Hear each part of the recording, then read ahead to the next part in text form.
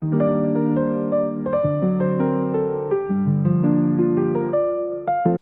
Dolores Fazzino is a trailblazing thought leader, visionary, and innovator who is revolutionizing the realm of energy healing. A renowned nurse practitioner, medical intuitive, and energy whisperer, she fearlessly combines the power of intuition and trust to facilitate profound transformation. Driven by a deep belief in the body's innate wisdom, she guides individuals on a transformative journey, empowering them to tap into their own healing potential. Welcome, Dolores. Well, thanks, Rose. I appreciate the invitation and look forward to what our conversation is going to unfold. Yes, and me too. In just the few minutes that we had a chance to chat, I already feel a very strong connection to you. I feel that we're very much kindred spirits here, which I love. So let's tell the audience about your journey and how you get to how you got to where you are today in your practice. Oh my goodness. So, everybody has their story, and mine is pretty unique to me. I'm just going to give you the condensed version because there's a lot more going on. But I was born an empath, intuitive, and highly sensitive person, and I was raised in a household where we were not allowed to feel. In fact, anything that was painful, my mom's MO would be ignore it, it'll go away. And when you say that to an empath, intuitive, and highly sensitive person, it doesn't go away, it gets bigger. Yeah. So I used to tell my mom, it's not going away, it's getting bigger.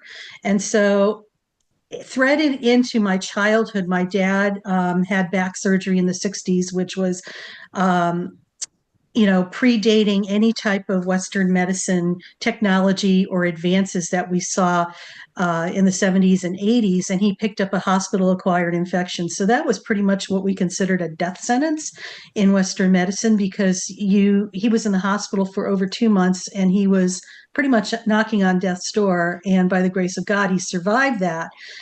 But what had happened at that time as well, remember, we weren't allowed to feel in our house or even talk about it. I really channeled that emotion into music and I really excelled at it. In fact, I was on a trajectory to become a concert clarinetist. And in the 11th hour, I changed over to go into healthcare. And the pivotal moment with that was my dad, as I shared with you, had been sick in the 1960s with his back issue. Well, every time his immune system would get compromised, that whole sequela of events would reoccur.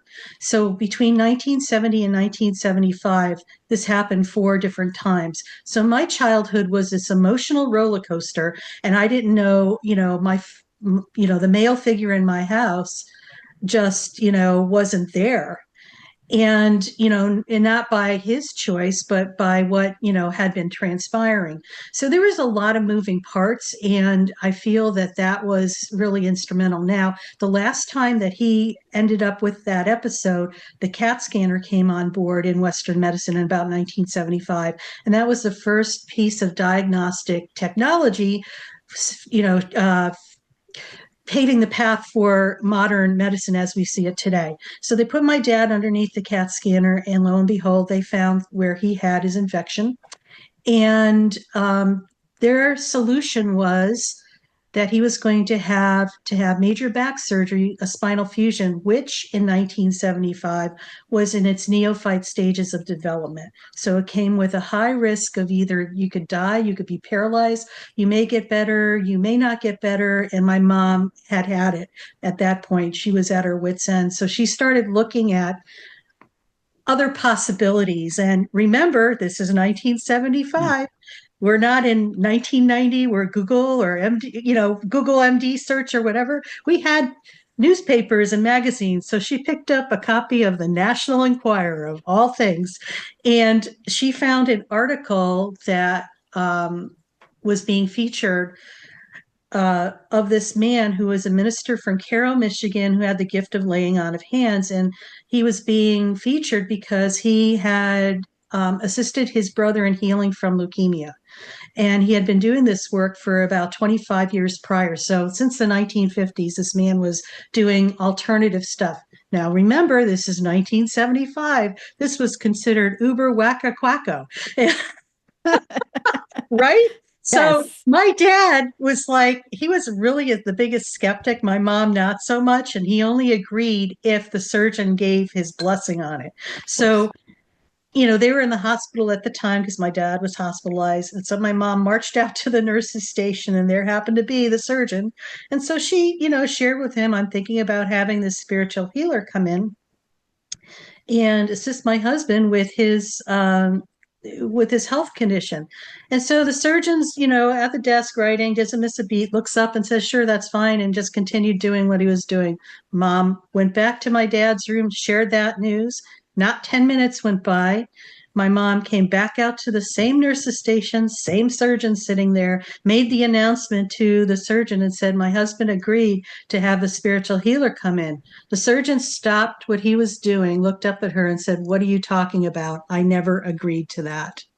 So my mom didn't share that piece of information with my father. And a month later, Reverend Holmes was at our humble abode in Connecticut, and my mom flew him in from Michigan, where he lived. And, he was just this very pure, quiet, but very humble type of man. And I very observant too. And I don't know how he knew this, but my dad had one leg that was shorter than the other. So when my dad sat down, he said to my father, Joe, put both your feet up. And sure enough, there was a 1 inch gap. And he started saying some prayers over my father. He touched his belly, solar plexus, his head, crown chakra. And, 3 or 4 minutes went by. He said, put both your feet up. And they were both the same length. In that moment, my life changed forever. I knew that it was my mission to go into healthcare to bridge the physical with the spiritual and the visible with the invisible. My father started crying like a baby, like I've never ever witnessed.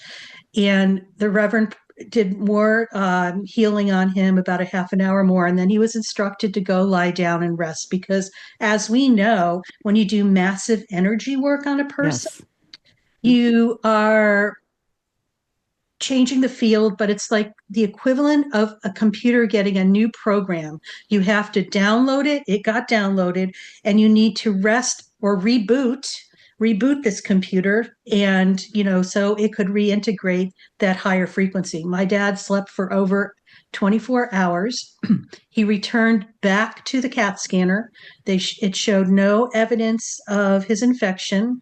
He never had to have that surgery. He never had to revisit that problem in his life. And he passed away 12 years ago at the age of 80. Oh gosh, God bless. Oh, what amazing, amazing So, story. I could see yeah. how that could be life-changing witnessing that. Oh And my. also as an empath and intuitive, how you must have felt what he was going through. Oh, it was just horrible because, as an empath intuitive, as you and I both know, we take on things, and a lot of times we take on things on an unconscious level to heal it through us. And I wasn't really aware of that until much later in my life, as part of my spiritual growth and involvement as well. Right. So yeah, it's been a very interesting journey. So my biggest conundrum was, okay, now what do I do with this? Because here you are.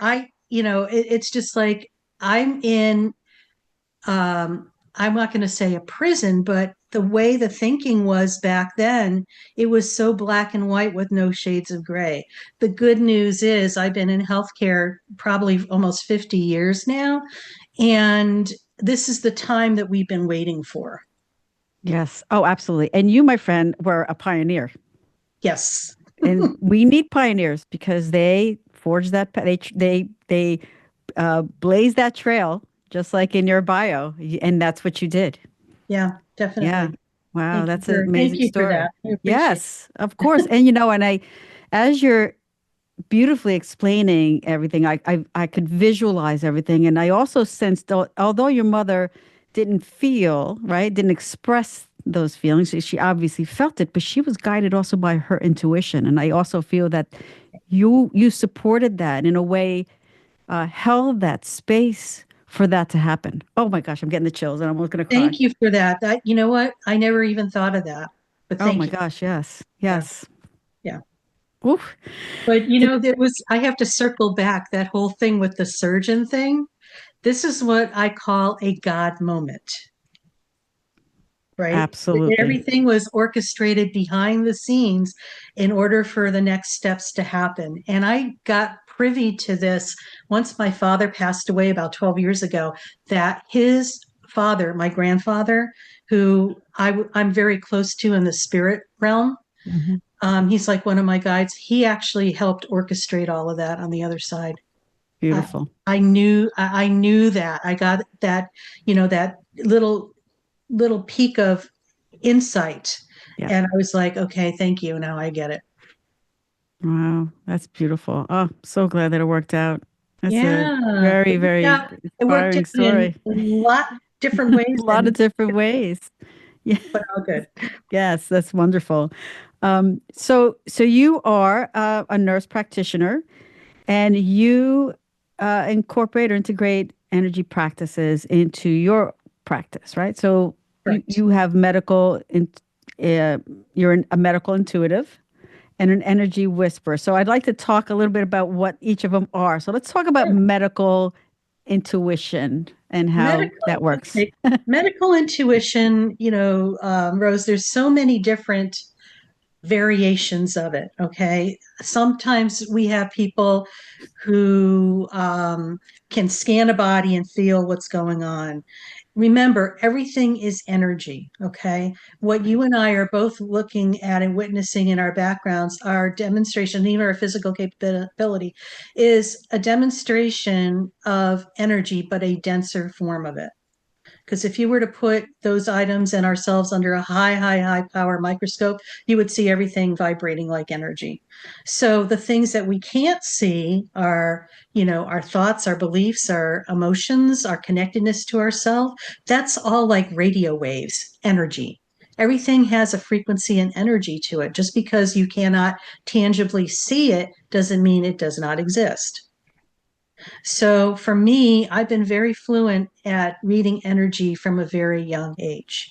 So if reading energy was a language, I would be, uber fluent in it. Because when people start talking, I could, I all of a sudden I'm able to go into who, that energy timeline and look at how things kind of manifested. And I think the most interesting thing is this, the way I could describe it is when they start talking, I tap into their energy and I could see where, you know, emotions may have been trapped, where if they're connected to themselves, where they spend the majority of their time in their head, their body, or, whatever. And I'm able to give them guidance as to what needs to have happen in order for them to come into better alignment. It's not about healing them and doing the work for them, it's teaching them how to fix this for themselves. Okay. Because these are tools that everybody has access to. And when you're able to realign things, you could, it's like the holes in the Swiss cheese get aligned and it's just like, Yeah. it's a straight bullet point. Yeah, it's about balancing. So all comes back to balancing and also unblocking energy that's blocked because I work with energy as well. But Yeah, to be absolutely. able to speak to someone and then have that connection to be able to do that, that's I mean that's a gift and that's fascinating. How long have you known that you've been able to do that? Probably my whole entire life, but really consciously, probably the last 30 plus years. Hmm. Yeah. So when you were doing this or knew that this was a part of you a long time ago, how did you feel? Did you feel like the odd man out? Oh my God, yes. It's just like I'm thinking of myself, okay, where's my manual to come to Earth? Because I have no idea how to fit in. It's just like I would say something and it would be my truth, and it would be, I would get, ridiculed, or the thing was, oh, that's a bunch of baloney. And it's just like, I really relish those conversations now because, when you get to be our age, Rose, it's just Yeah, like, you know what? You know who you are, you right. know what's out there, your wisdom just shines through. So I've had some very interesting dialogues with medical colleagues in my career because I still practice in the realms of Western medicine. I'm an assistant surgeon, so I assist on all different types of surgeries as an assistant surgeon, and I've been doing that work for the last 30 years, where I get to really witness the end products of people's creations. Um, Yeah. Beautiful. Yeah. Yes. Wow. So it's just like because you will see 20 different people with the same physical thing, but how they got to it is a whole different Mm, pathway. Okay. So this is where Western medicine really, I'm concerned about it because they try to pigeonhole everybody in a box the same way because of the end product, the physical disease they have, and thinking that they could fix yeah. it with a pill procedure or whatever they Yeah. do Yeah. without Or even looking. surgery. Yeah, and without looking deeper below the surface of the ice, but below the surface of the iceberg, because Mm, underneath there is the treasure trove of how that particular disease was created for that individual. mm, Okay, so this is where people, because everybody's had experiences and they don't take that into consideration of how they cope with things, whether or not they experience their emotions or not, yeah. Right. whether or not they're in their body. A lot of people don't live in their body. There's a disconnect Oh, between. yes. Yes. A huge disconnect. Yeah. And so it's a renaissance of people coming back to self meaning being in their body, physically present in this moment. And I think what people are starting to understand is that we have multiple brains in our body. We have the brain, the heart brain, and the gut brain. And they all need to play nicely together in the sandbox. And they're bullying each other sometimes and they're not communicating. They're ignoring each other. They're just, the ego's like, I'm most Yeah. important. And then the heart thing is like, well, and then the gut thing is like, oh, hell no, you know? And it's like, so it's just like, it's about balancing that within yourself. Now, case in point, we just had a family member go through open heart surgery um, probably about 2 weeks ago. And knowing this person for my entire life, we get a little tap on the shoulder. It's like, Rose, you need to do something. You ignore it. You get a slap on the face. Rose, you need to do something. You ignore it. Then the refrigerator falls on you, and then your attention is Yes. totally with that thing. Yeah. So to witness that and also to know what that person experienced and how he dealt with his emotions, he is totally disconnected from his body. In fact, he doesn't even take care of himself. Yeah. So, it's interesting witnessing that. The good news is that I believe this is like his opportunity for an awakening, which I believe, things happen for a reason. By the grace of God, he's alive because if his wife was not up when she was, he would have been gone. Yeah. Oh So, wow. Yes, he yeah. definitely has another chance, an opportunity Yep. to change and to embrace life and hopefully a different perspective. I think when we undergo something like that, I know that from firsthand experience, we think of things a lot differently. Right. Yeah, so people are disconnected from their bodies, but also disconnected from their feelings. There's a lot of people that don't know how to feel. They suppress those feelings, and it manifests into something physical, right? Yes. And you see that, and you're involved in all these surgeries. Do you feel that there's like a pattern of that people have that lead to certain disease or ailments, like, okay, well, I'm going to just go right into breast cancer, for example. What is that you feel is the underlying reason or possible You know, reason? I think there's a whole sequela of things. I think what I feel with like breast cancer, it's like when you think about breast, it's nurturing. Mm-hmm. It's nurturing self. And when you talk to some of these women who come in with breast cancer, they a lot of times they have a lot on their plate, and Me. maybe you get you maybe you get some attention for yourself, but usually not. You're not you're putting everybody else first over yourself. So I feel that when people have breast cancer, it's an opportunity for them to learn how to love and nurture themselves. I agree with you. I had breast cancer, and it came at a time where my kids were little, and I just was Oh, not. that was a Yeah. wake up call, I'm sure. Oh, it was a huge wake up call. And, I'm always looking over my shoulder still, um, but I always wonder if there's this common theme. And I look at that. What the first thing I looked at, because I was already a Reiki practitioner at the time, was like, okay, why did I get breast cancer? I don't take care of myself. Why did my mother have breast cancer? She didn't take care of herself. Yeah. Um, and that's why people like you are here to educate and help people to heal Yeah. before something happens, And to hopefully. teach them how to do it for themselves, because Rose, we all have that innate ability to heal ourselves. We are wired that way. It's one of our sovereign rights as a human being, but yet we have given that power away to something outside of ourselves. And so it's about reestablishing a connection with yourself. A lot of times people don't like themselves.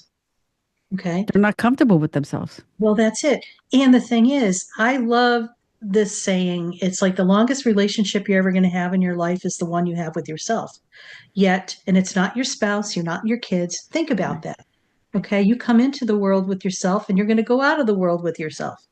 But yet we treat ourselves so not so nicely. Just for an example, the things you say to yourself in the quiet of your mind, the judging and criticizing we do to ourselves, it's no surprise that humanity is in the state that it's in right now. Case in point, let's just look at that. What we say to ourselves, you're not good enough, or you're ugly, or you're too fat, that's a drop, that's like a pebble. And so we contribute to collective consciousness, which is this big pool of water of everybody else's stuff that they've dumped into that. So you drop that pebble of not being good enough or unworthy into that water. And guess what? When you drop it in, it ripples out and it affects that whole body of water. Okay. How we change that is start being nicer to ourselves, having some self compassion. We need a whopping dose of self compassion right now and compassion. Because how we switch that pool of collective consciousness is individually, and we all need to show up for ourselves because we are worth it. Yes, we are worth it. Yeah. And self-compassion, unfortunately, is something that we need to learn. Yes, we do. Right? It doesn't just show up. We have to learn what it's like to turn that compassion that we give others towards ourselves. And it's hard for some people. Yes, it is. And, I find one of the easiest ways to do that, because where we're going energetically as a collective is fifth dimensional. It's about vibration. Okay. So words have frequency and vibration, right? I hate you has a lower vibrational quality, right? It's energy. Yeah. Also, I love you is better. Self-compassion's way up here. So all is necessary is like the awareness that number one, you're beating yourself up and judging and criticizing yourself. Then you could make a different choice. Yes, you could go down that pathway and continue. I don't recommend it, but it's about, okay, I can make a choice. I'm starting to really be hard on myself. I'm just going to focus on the word self-compassion and feel the vibration of that word. That is all that is necessary. It's not about figuring it out. It's a feel thing. Just feel the vibration and the energy of the word. Now, Dr. Masaru Emoto, I think you know Yes. who Yeah. he is, Yep. who used to, bless his heart, he passed away probably about 10 years ago or maybe more than that. But he was a pioneer as well. He would label vessels of water with words, fast freeze them, and look at the crystalline formation under a microscope. I'm really simplifying this, but Yeah. but the thing is, that's what he would do in the nutshell.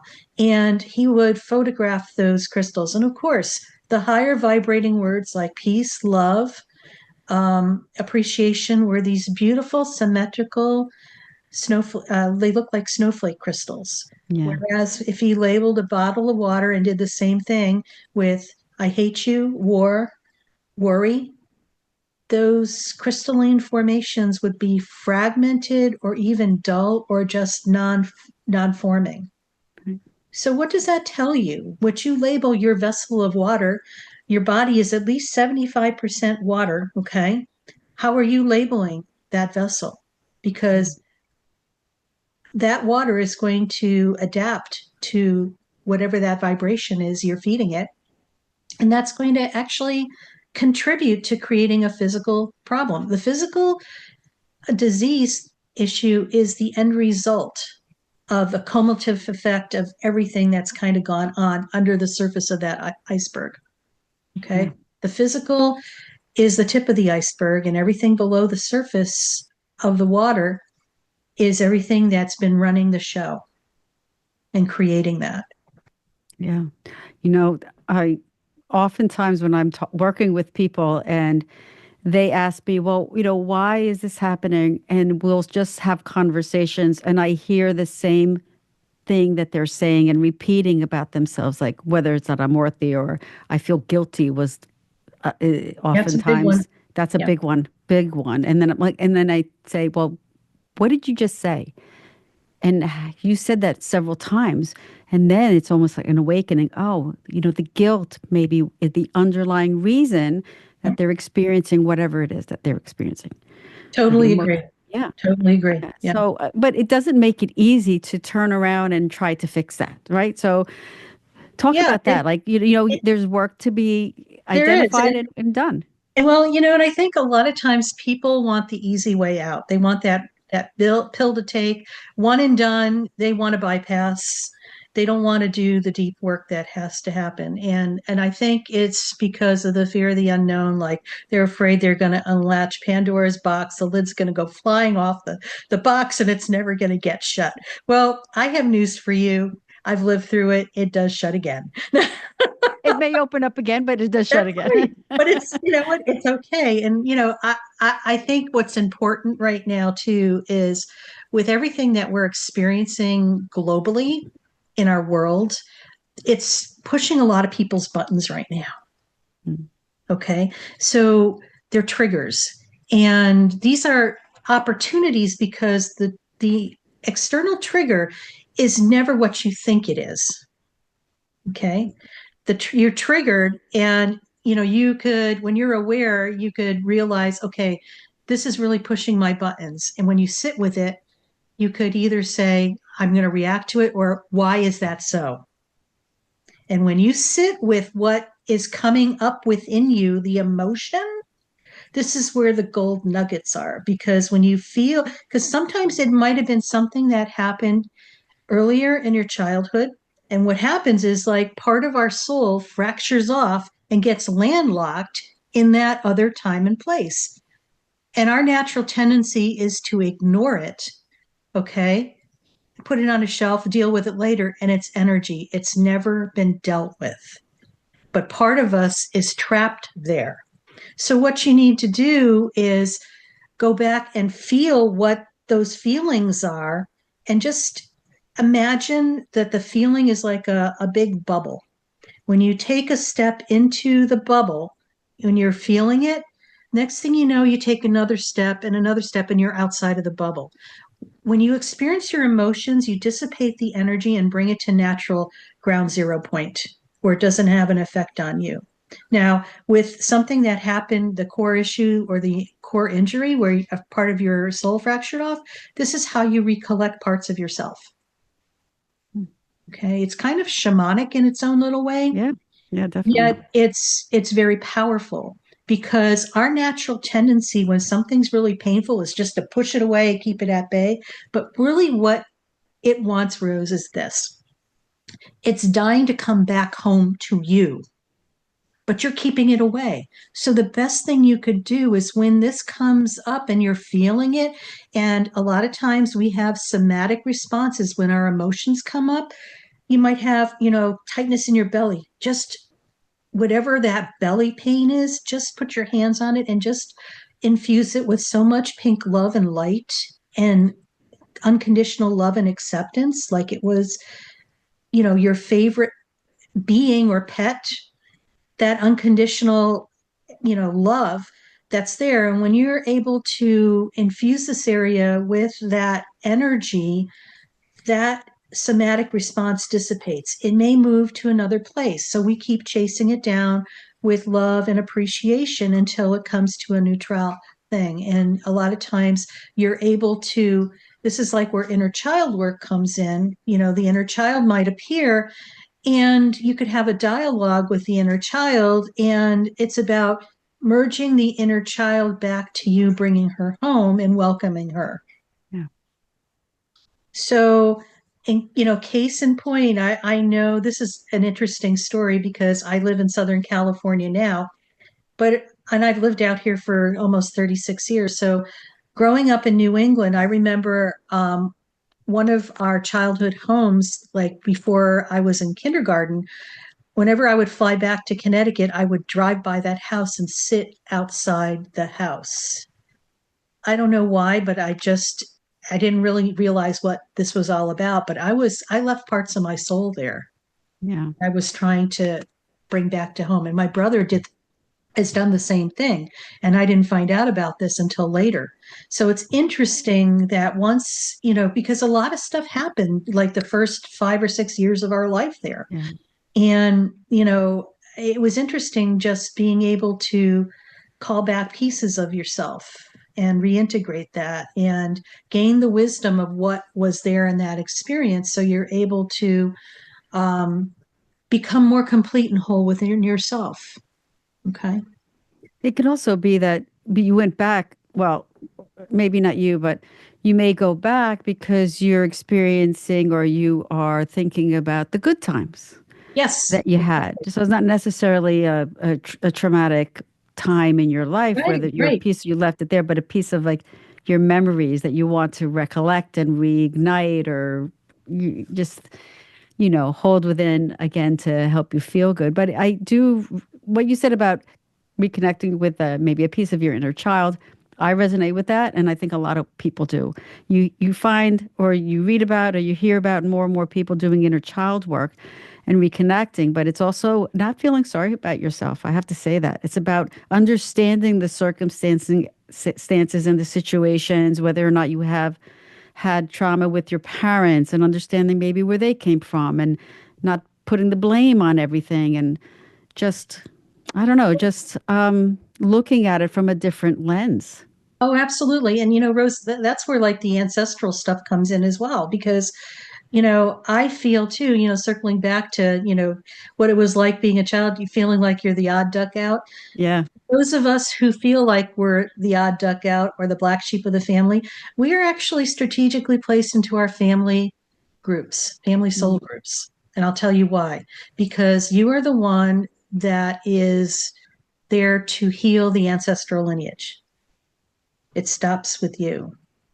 So it's not for the meek of heart. You have a very big job to do. It's an important job. And I witnessed this, in many people, especially many people in our tribe that are, awake and also on this path that we're on. We're either way showers, lightweight, Light workers? light workers. Thank you, way showers.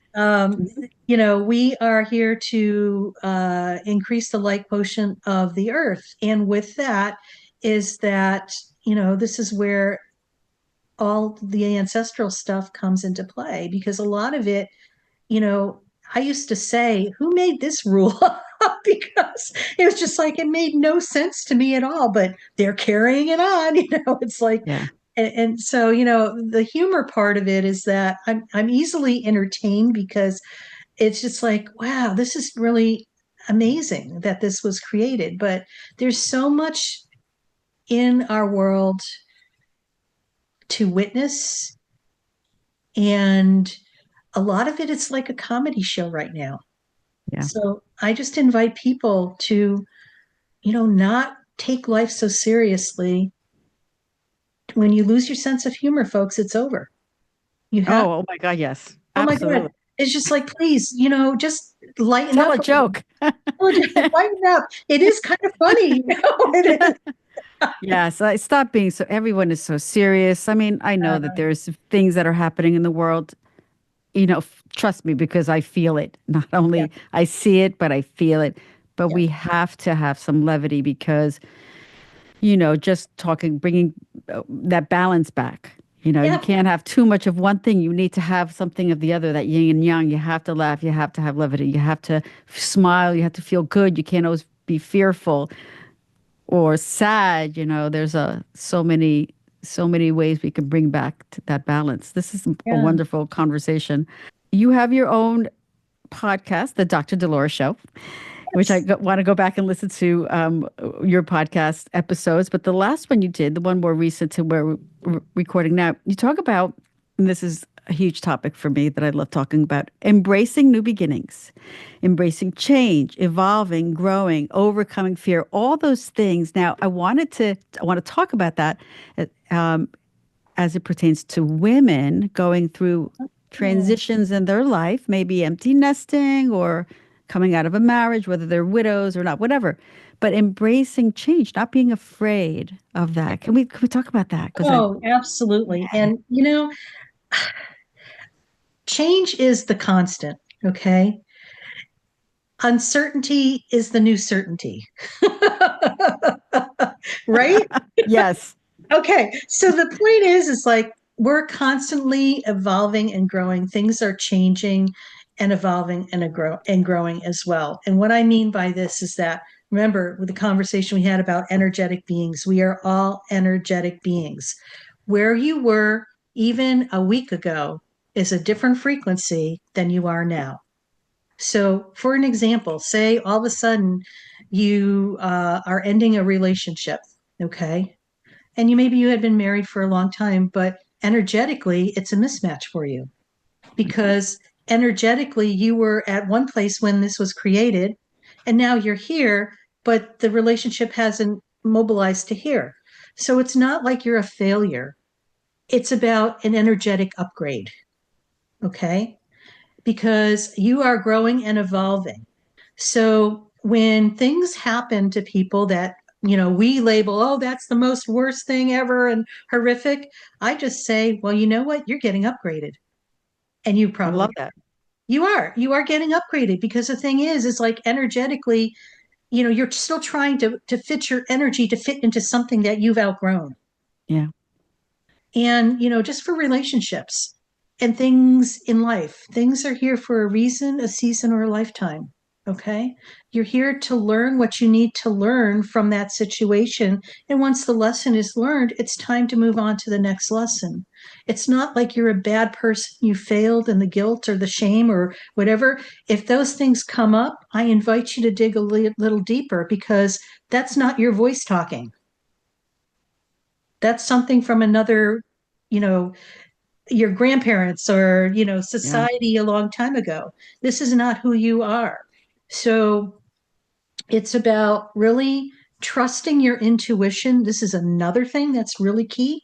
Yeah. A lot of people have, they maybe had that intuitive knowledge or wisdom, but we've been told to dummy it down because this is not real. This out here is. Not for me. Flash, this is the real deal here. yeah. Because you know what? If you look in our world right now, and it's probably been this way probably since 2008, because before that financial crash in Mm, 2008, you could bet your paycheck that A, B, and C would equal X, Y, and Z all the time, every time. And then once that happened, nothing has been certain at all. right. It's been chaotic. Everything's changing and evolving quickly. And that's the way it was kind of designed. So it was our first wake up call that you need to start focusing on coming within yourself to create that certainty in an uncertain world. Mm, Okay. So, how do you do that? You learn how to ground yourself. So, you become physically, mentally, emotionally, and spiritually in your physical body. Okay, you're in your vessel. One of the easiest ways to do that, and I call it the gateway thing, is doing a mindful activity. Okay. And let's talk about a mindful activity. We've all had those things that we have done that we have lost all sense of time and place, where 5 hours turns into it feels like 10 minutes. That's a mindful activity. A mindful activity that allows you to lose all sense of time and place. And that could be the whole gamut from sitting and reading a book to Coloring a book. coloring a book, doing creative stuff. It also could be going for a walk and being in nature. It is whatever you're leaning into, trust your intuition on that because it's going to be different for every person. Yes, it may be something highly athletic too. Sure. Whatever it is for you, do more of that because that is what is going to keep you grounded in your body so you could be in the present moment.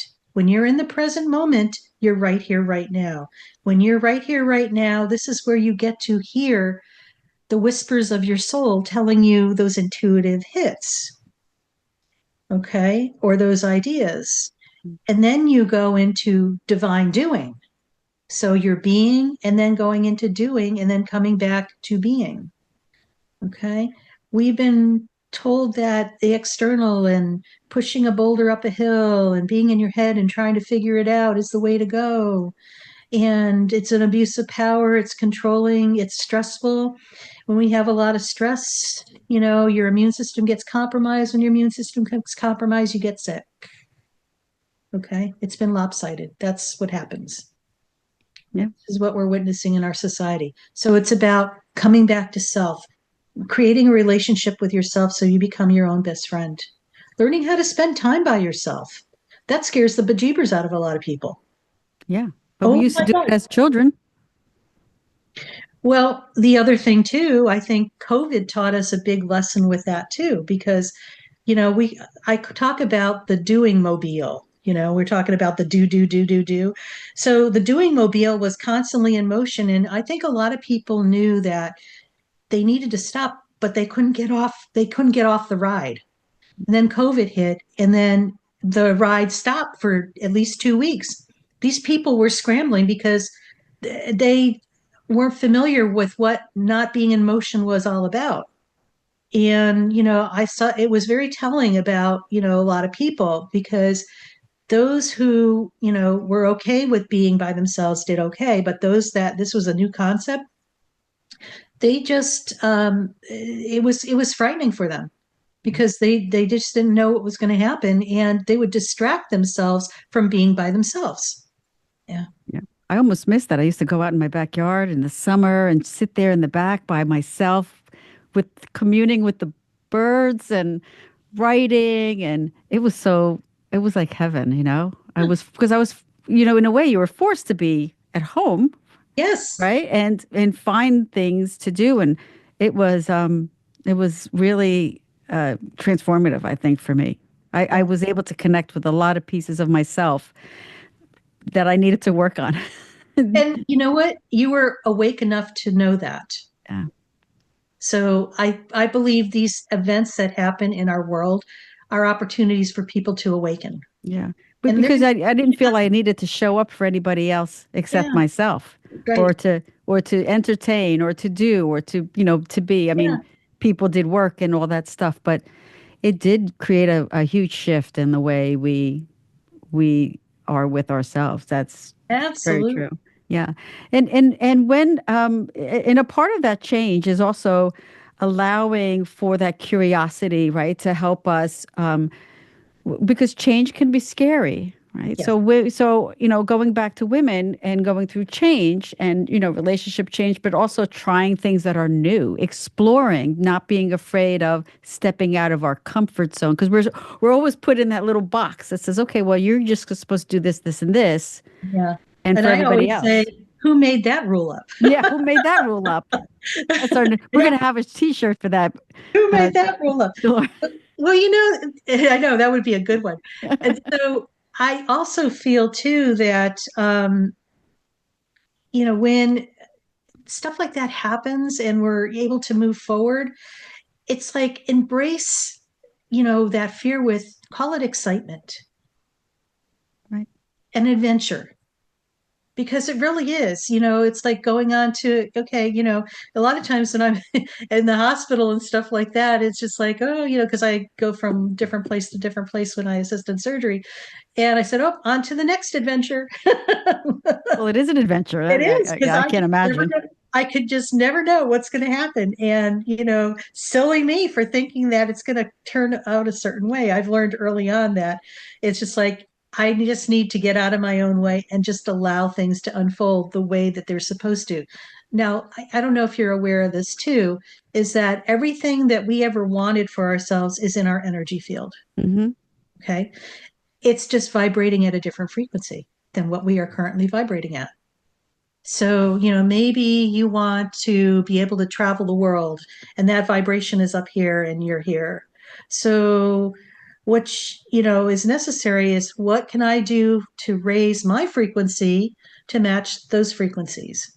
So, it's about working on yourself, being mindful of what you say to yourself in the quiet of your mind, but also, anything that's going to raise your frequency, like bring more joy to your life, more fun, humor, walking down the street with a smile on your face, that's a big deal, Right. because, people, you know, when you smile and, you look happy, you're just like a magnet for other people. They want to Oh be, yeah.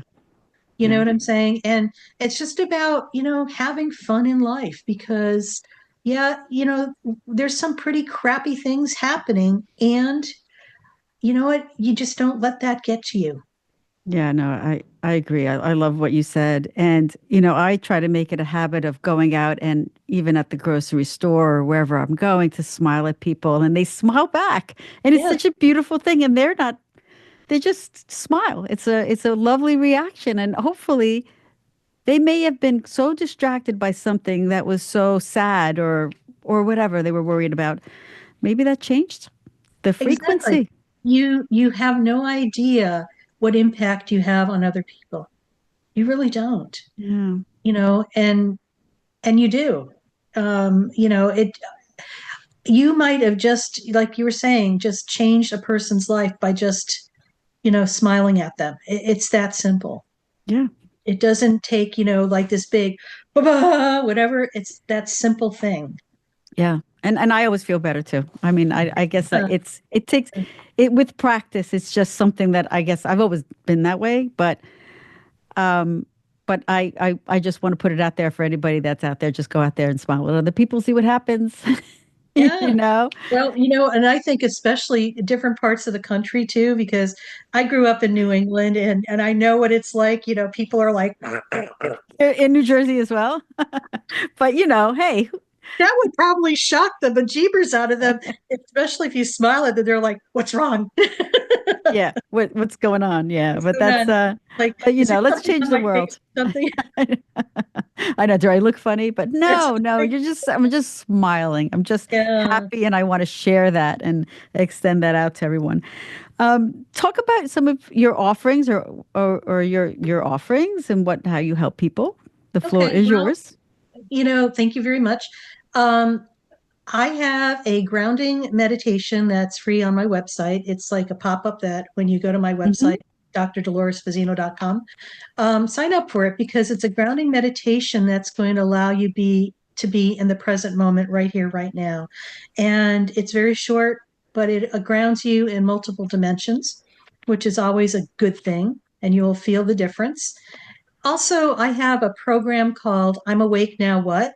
And it is a community program. And there's a link for that too on the header of my website. Just click on that and you'll get more information. But what that is I decided with a girlfriend of mine that, we've both gone through our spiritual awakening and what it was like doing that, and how isolated and alone you felt. And so we decided to put together a community where we offer healing resources, tools, and insight. as to maybe what's up for people, we have weekly Zoom call live that's recorded. And that's pretty much it because, nobody should have to go through what in a spiritual awakening and is. I mean, sometimes it's just like it's frightening, especially when you wake up one morning, life had been working great the day before, and you wake up and you're like, what the hell's going on? I have no idea. Or maybe you lost the job, you're going through transitions in your life, whatever that is, a health crisis. This is the a community for you. Yeah, you need the support. Even though we are our own healers, and I totally believe in that, it is nice to have others to share the journey, the ride, um, support you, know how to guide you, all those things, because we shouldn't do it alone. It's really about building community and having that as we go Right. through these things. Yeah. Well, Absolutely. it's been amazing. Is there anything else you wanted to add at the end? No, that's No, it. but thank you for sharing your energy with me and with the audience here at Shadow Off the Mat, Dolores. It's been wonderful. Thank you. Thanks, Rose. I appreciate that.